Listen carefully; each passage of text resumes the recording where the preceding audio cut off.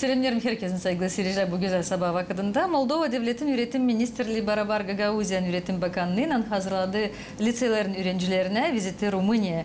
Ne türlü niyetlerden bu iş kuruldu? Bugün laf edeceğiz misafirlerimizle. Stüdyamızda şanslı misafirlerim oturuyorlar. Stüdyamızda Kristina Kambur, üretici Rumun dilinde, hem de 12. klasların öğrencileri Igor Stavilov, Виктория Кара, hem Kristina Kara.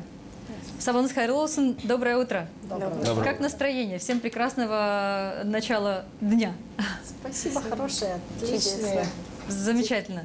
Мы сегодня обязательно поговорим по поводу поездки, из которой вы недавно, буквально на днях, вернулись. Но прежде хотела бы, чтобы ребята немножко представили себя, рассказали немножечко о себе. Егор, давай с тебя начнем. Здравствуйте, ученик лицея ГДРЖ, перешел в 12 класс реального профиля. И мне была интересна эта поездка, потому что нам показали, где я могу поступить, показали, где могу проявить свои таланты как танцора.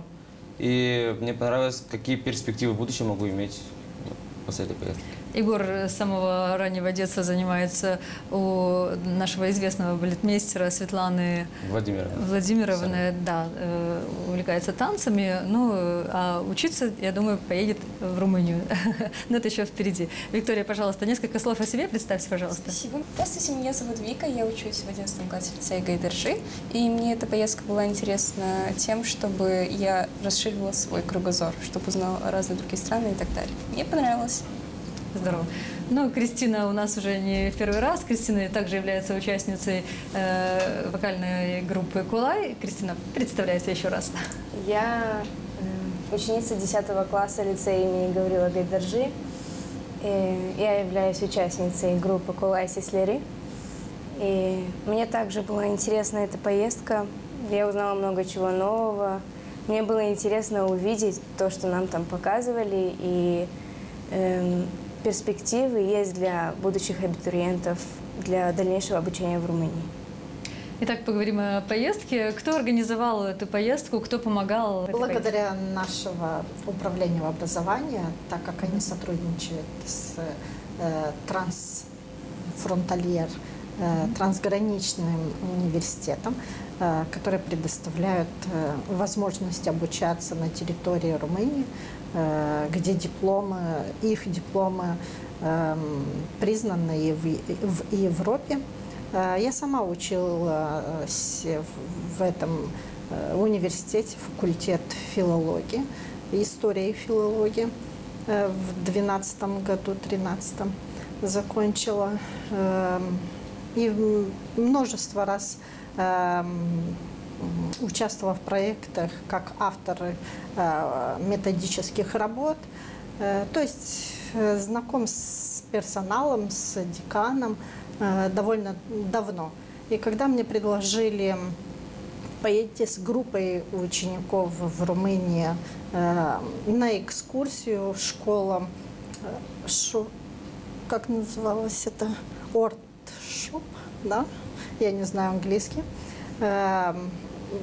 Цель их была представить все научные центры, которые у них есть, конечно, привлечь к себе учеников, желающих учить, потому что не то, что в обиду другим университетам, но там есть разные научные центры, разные лаборатории, то, что они являются, как занимают в мире, в Европе, 3-е место по научным центрам. Мы увидели очень много. Конечно, это больше поездка была устроена для технических колледжах, но так как мы являемся реальный профиль, я выбрала 10 учеников, которые так обучаются. Конечно же, не в последнюю очередь, что дети могли бы там и понимать, о чем говорится, ответить на вопросы, не быть мне им переводчиком, а чтобы они сами... То есть дети, владеющие достаточно на хорошем уровне государственным языком, да? Государственным языком можно хвалиться ребятам. Молодцы. Ребят, как узнали об этой поездке? Об этой поездке лично я узнал недавно. Просто мне предложили, сказали, это возможный опыт.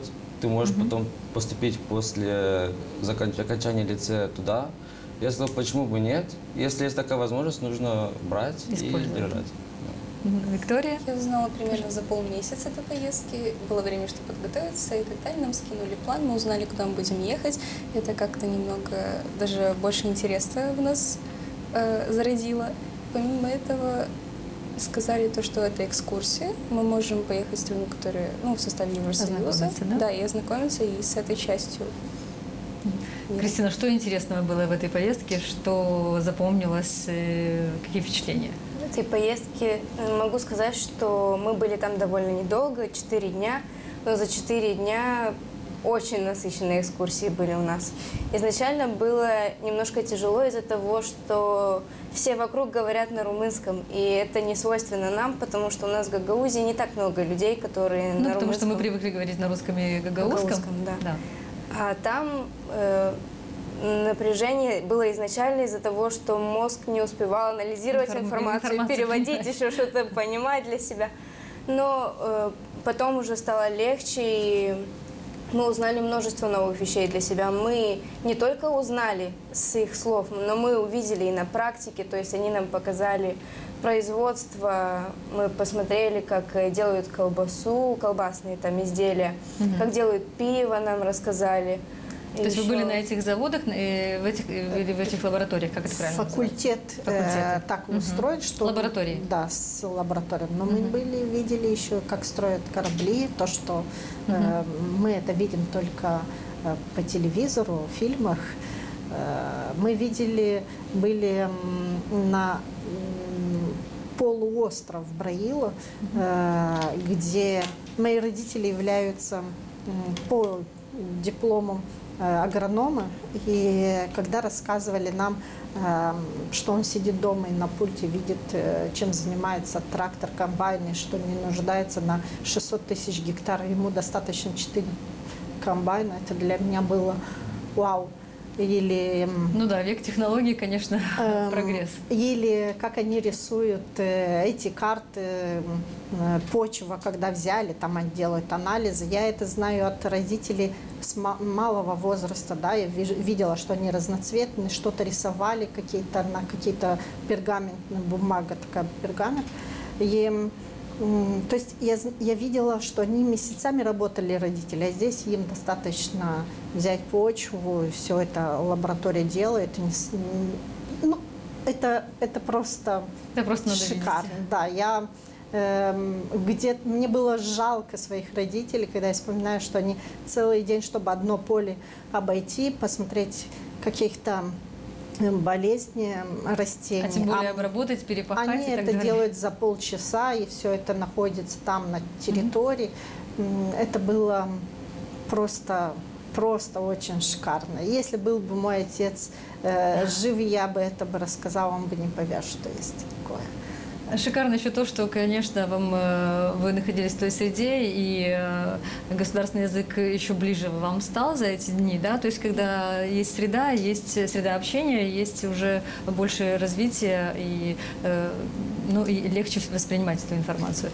Егор, что еще привлекло тебя вот в этом визите? Мне привлекло то, что на каждом большом городе у них были большие водоочистные станции. Например, вот у нас река Елпук, наша знаменитая проблема нашего города, так как в них сливают отходы без очистки, без ничего, но в той же стране, в Европе, буквально наши соседи, в каждом крупном городе находятся станции. Перед тем, как вылить ту же самую отходы в другую реку, просто они проводят очистку от ила, дальше анализы. Там люди работают над этим намного больше, чем у нас здесь. И, например, если у нас практически не вливается никакие денег в это все, там буквально сотнями тысяч евро вливаются. То есть на это уделяется очень большое внимание, большие средства. Например, еще велико то, что я начал забывать русский язык. И это стало небольшой проблемой. Но сейчас я не вижу проблем.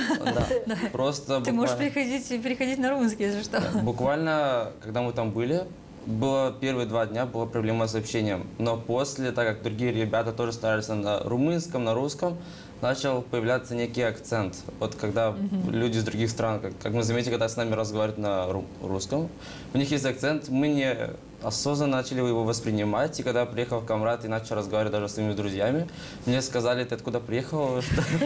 Где ты был? Почему ты забыл свою русскую речь?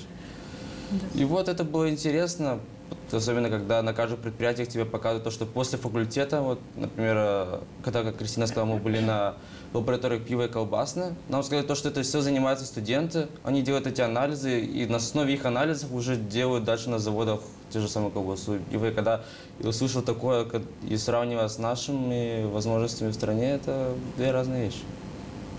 Что привлекло тебя, Виктория? Да. Также мы посетили некоторые научно-исследовательские лаборатории, там, где занимались микробиологией, также анализом некоторых продуктов, что в них содержится и так далее.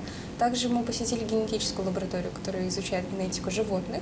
Это было довольно-таки интересно, и это нам показало то, что есть достаточно много рабочих мест, где люди могут заниматься тем, что их привлекает, потому что там еще и работать интереснее, потому что технологии немного на шаг вперед, и те действия, которые мы делаем за несколько дней, там проходит все быстро. И нас немного удивило то, что все было на румынском, но кроме некоторых прям заурядных научных терминов мы все абсолютно понимали и даже иногда отвечали на вопросы. Значит, вы не зря проучились столько лет в лицее и с глубоким изучением государственного языка румынского. Да. Что дают эти университеты, какие перспективы у ребят, у абитуриентов и выпускников? Любой желающий, который хочет там записаться, учиться, первый год они обучают усиленно язык. Экзамены проще, чем у нас, потому что экзамены дети не должны думать долго, они выбирают практически вариант ответа. И, конечно, это специально для них и устроен этот факультет, что им не так просто писать, как на свой родной язык, там, любой экзамен, даже пусть будет это и математика или химия, где там формулы. Но по-любому и экзамены, и контрольные работы, зачеты проходят легче, чем у нас. Система образования более доступна. А оканчивая эти факультеты, дети имеют возможности работать не только там, на территории, да, так скажем, Румынии. Круг широкий, да, то есть вся Европа, пожалуйста. Особенно в порту хвалились, что они сами, несмотря на то, что они учили, дети в факультете, там, например, ремеслом сварщика, да, они дают еще рекомендации, если себя хорошо полгода То есть даже показать. самые такие простые, да, ну скажем, на первый взгляд простые, но это не простое Да, это дело сварщиком. сварщик, инженер, да любое. И они дают рекомендации, которые довольно, даже комбайнер, который довольно оплачиваем где-то там в Европе. И люди хотят, люди желают идти. И они говорят, что хороший поток, да, то есть они набрали здесь опыта, и они хотят идти, где больше платят. Также помогают потом и трудоустраивать? Обязательно. Помогают, да? Да, обязательно. Ребят, ну одно дело, конечно, просмотреть в интернете или там, прочитать какие-то брошюры, то, куда можно там поехать учиться, работать, продолжить или воплотить свою мечту. А другое дело, когда ты это увидел и соприкоснулся, вот уже какие-то есть наметки или, ну вот, чем думаете дальше заняться? Вот в каком-то направлении уже есть какой-то выбор, какой-то определенный сделали себе? Или пока будете изучать и дальше вот штудировать те специальности, которые вам подошли? Я думаю, что Виктория точно пойдет в биологический научный центр, потому что она это очень заинтересовалась и задавала вопросы. Нам вплоть показывали разные пробирки, как делаются анализы. И она просто... Я была в восторге. Да. Просто идей море, вариантов куча. Когда хорошо учишься, тоже есть много возможностей. Но там это повлекло то, что мы как-то отметнули некоторые варианты, которые мы увидели на деле. То есть они очень хорошо сделали. Мы сначала пошли на места работы, где люди действительно этим занимаются, а потом уже нам показали факультеты. То есть самое интересное в самом начале.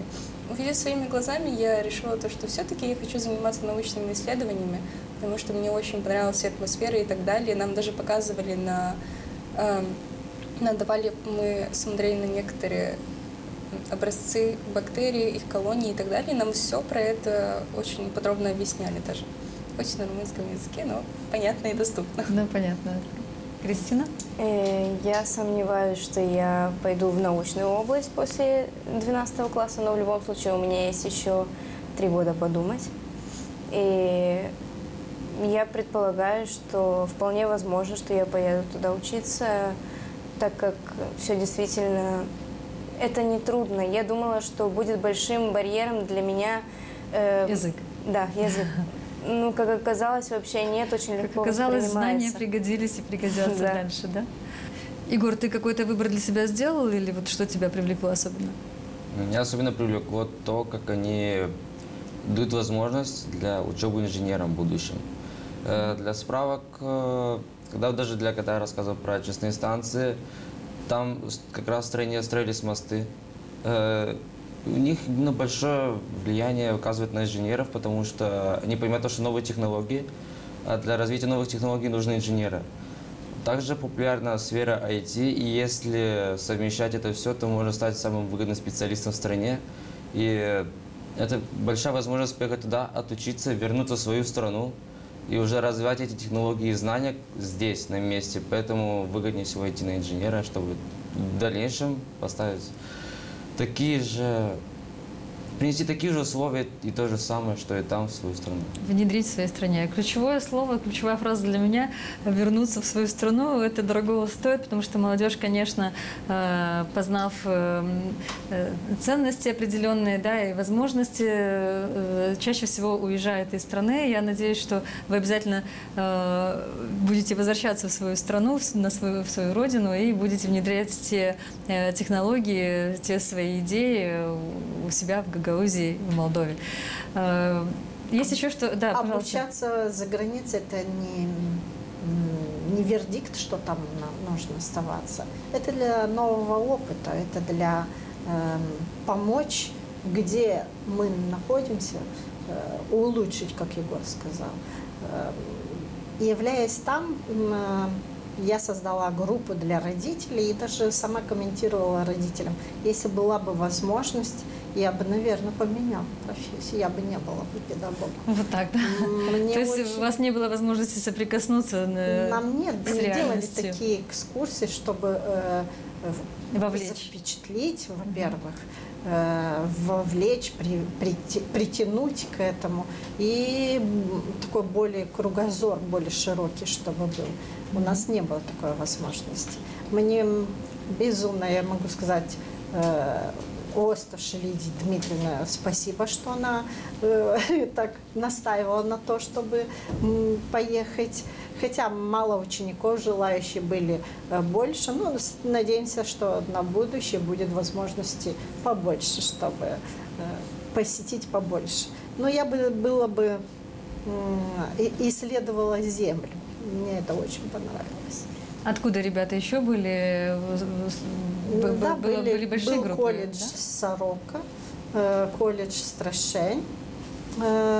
И мы самые маленькие, так как мы были с лицейских еще классов, но профилирующий реальный профиль. Вот такое направление. Кристина там еще прославилась в спектакле, пела для... То есть была возможность реализовать еще и свои таланты. Кристина, пожалуйста, расскажи. Я бы хотела сказать, что вот наше пребывание в Румынии не останавливалось на исключительно обучении. Мы посетили ботанический сад в городе Галас, там изумительный розариум, насколько у меня большая любовь к розам, я просто там застряла. Там есть зона для отдыха, вот нам рассказывала экскурсовод, что там посажены специальные растения для какого-то там лечения, чтобы люди отдохнули. После этого мы были в монастыре, Рождение Иисуса Христа называется. Там такой красивый монастырь, безумно. Вот. А в последний день у нас был концерт, И я тоже приняла там участие. Здорово, ну кто бы сомневался. Экспромт за 2 часа я спела песню «Мой вину сяры пеланой». И когда меня объявили мою песню, такая реакция была зала. Оказывается, у них это очень популярная песня. Я стояла просто... Ну, тем более, когда гости той или иной страны исполняют песню или, не знаю, читают стихи на языке той страны, конечно, это здорово. Приветствуется то, что, являясь мы с автономией, конечно, мало кто знает, но вообще чужестранцев они приветствуют довольно тепло, когда стараешься, пусть будет с ошибками, но стараешься говорить их, язык тебя хорошо приветствует. Егор, тебе удалось проявить свои таланты в области танцевальной? Ну, это было не на концерте, но у нас был вечер, когда были ребята «Сорок». Они являются и танцорами, там были и музыканты. И в какой-то момент мы пришли к такому, то, что мы танцевали молдавскую хору. И даже в какой-то момент люди, проходящие мимо, просто присоединялись или смотрели, или наблюдали. И мне было приятно прославлять культуру нашей страны в чужой стране. И даже Кристина, когда пела свою песню, просто все жители просто изумлялись. Там были даже ребята, ну, явно, которые тоже занимаются пением. Я когда смотрел на них рядом, и они такие «Вау!».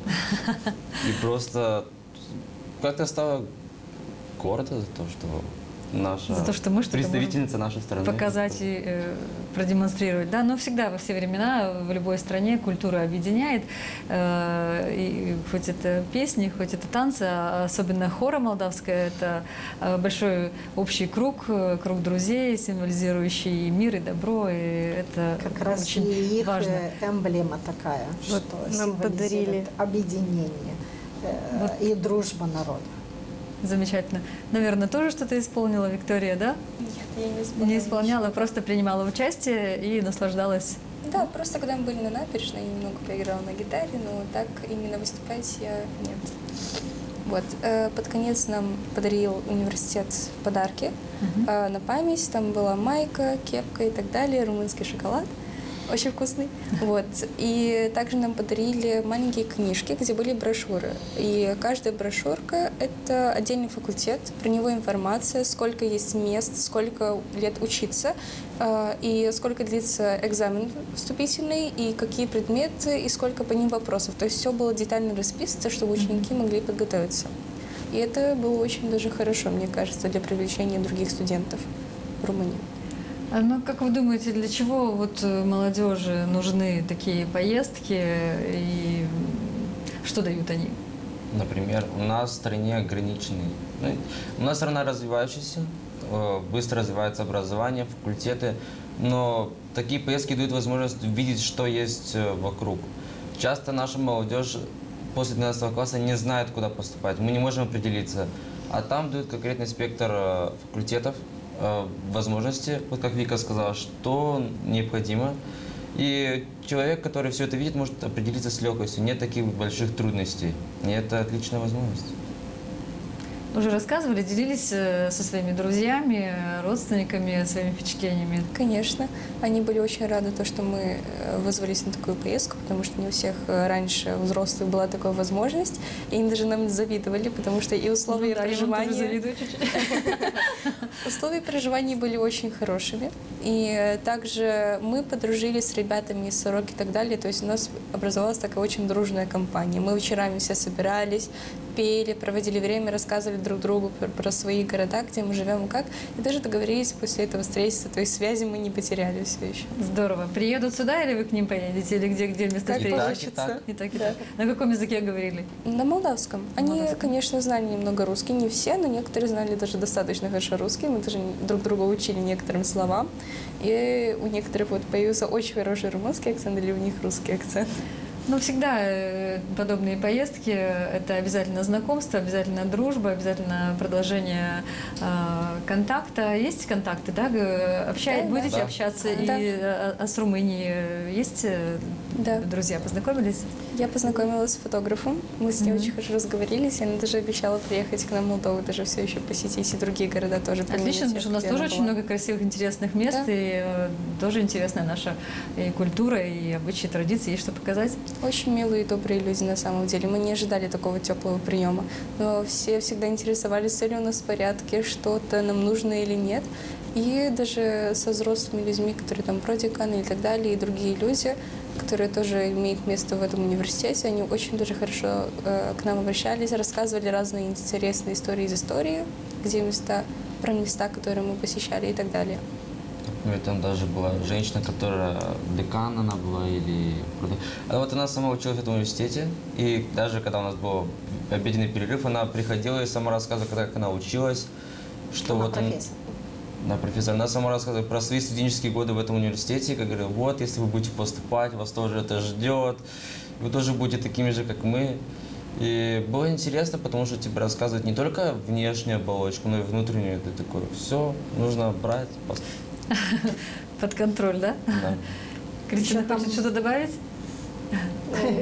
Там еще удивительно было, например, мы видели дроны где-то здесь маленького размера для мероприятий.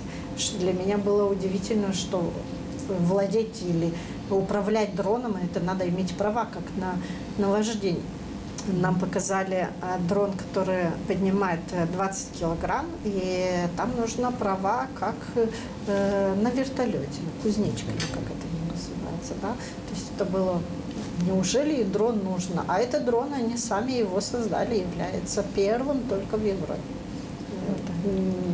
То есть начинающие, но они показали, что что-то очень интересное, что-то, насколько он близко может спускаться, насколько высоко может подниматься, приблизиться к людей и слышит звуки людей, да, то есть разговор людей прекрасно, четко понимает его. Очень-очень много интересного. Я думаю, что вы еще очень многое нам не рассказали, потому что, да, это столько дней, это очень насыщенные дни и в плане экскурсии, и в плане познания. Если есть еще какие-нибудь, да, пожалуйста. Я бы хотела добавить про сам город, в котором мы были. То есть нас очень сильно удивило, то, что это не только в самом Галас, но и в Браила. Везде очень красивая архитектура. То есть все сохранилось, люди ее практически не разрушают. Нет каких-либо граффити огромных, которым обычно портят все имущество, все здания. Там нет практически новых построек. Все, что осталось от наших предков, от их Просто предков. и так далее. реставрируют, сохраняют. Да, их бережно. реставрируют, их сохраняют. И даже в тех местах, бывших жилых домах, открывают некоторые магазины и так далее, кафешки, где люди сами приходят и сами глаз радуются, когда видим эту архитектуру. Все университеты, все церкви, все они остались в прошлого и все еще пытаются их сохранить в хорошем состоянии. Здорово. Кристина, чем запомнилась тебе эта страна?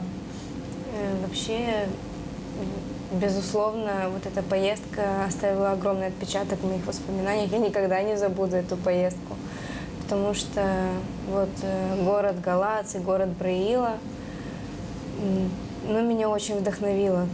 Красивая, вот как Вика сказала, архитектура безумно красивая. Люди добрые, как бы понятно по ним, что они нас ждали и тепло встретили. Ребят, что пожелаете выпускникам Гагаузии и абитуриентам? Абитуриентам, выпускам Гагаузии могу пожелать не бояться, потому что многие думают, что вот другая страна, я не знаю, что делать, просто нужно не бояться. Каждая новая возможность – это личный опыт. Даже если не получится, постараться все равно поступить. Не найдешь здесь свою специальность, получится в другой, и все. Также наши возможности никак не ограничиваются, и если есть сила воли, есть какая-то старательность, то можно поступить куда угодно и где вы сами хотите. То есть это не страшно, все-таки язык, есть подготовительный год, где можно подготовиться, и все спокойно можно учиться, и дальше хорошие возможности для нашего будущего. И Кристина? Я бы пожелала терпения, сил, упорства, силы воли, никогда не останавливаться и с каждым днем все больше и больше набираться знаний. Я желаю, чтобы всегда быть смелым, всегда иметь жажду покорять что-то новое.